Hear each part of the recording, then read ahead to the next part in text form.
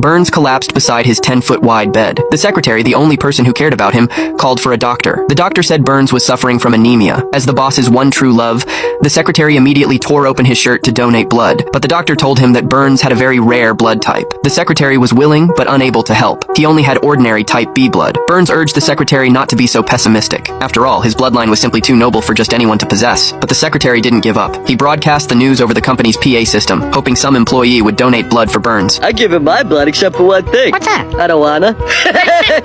Homer couldn't stand listening anymore. It was rare for a rich person to need their help. If he didn't seize this opportunity, how would he make money in the future? You know, Homer, I am your supervisor. Sorry, sir.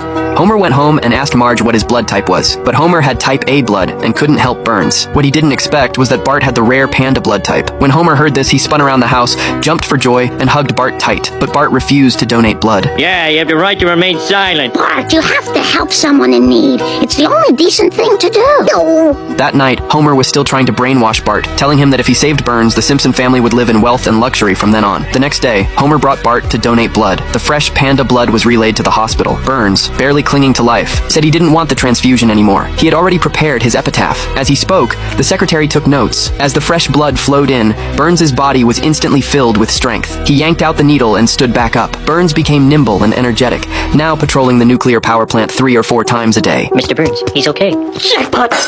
There seemed to be boundless energy in his body. At this point, he finally became curious about whose blood was so invigorating. The secretary said it was Homer's son, so Burns decided to send him a very big surprise. Meanwhile, Homer kept checking the family's mail. When he saw Burns's letter, he immediately gathered the whole family in the backyard. Homer tore open the envelope and found only a letter addressed to Bart inside. After reading it, he realized that was all there was. No, it's just a card!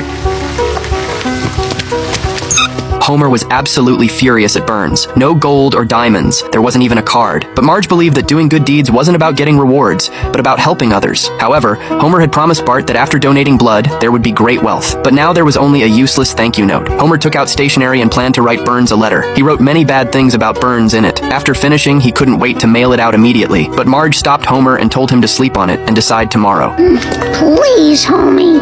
For me. Oh, all right. You always do that hand thing. And it usually works. Even in his sleep, Homer dreamed of getting revenge on Burns. But in the end, he actually fantasized about Burns becoming delicious food. Breakfast is ready. After the night passed, Homer had completely lost yesterday's anger. He planned to throw the letter away, but after searching for a long time, he couldn't find it. It turned out Bart had taken the letter and mailed it. When Bart got home, Homer asked him if he'd seen the letter. Bart calmly said he'd already mailed it out. Show you mad in the morning!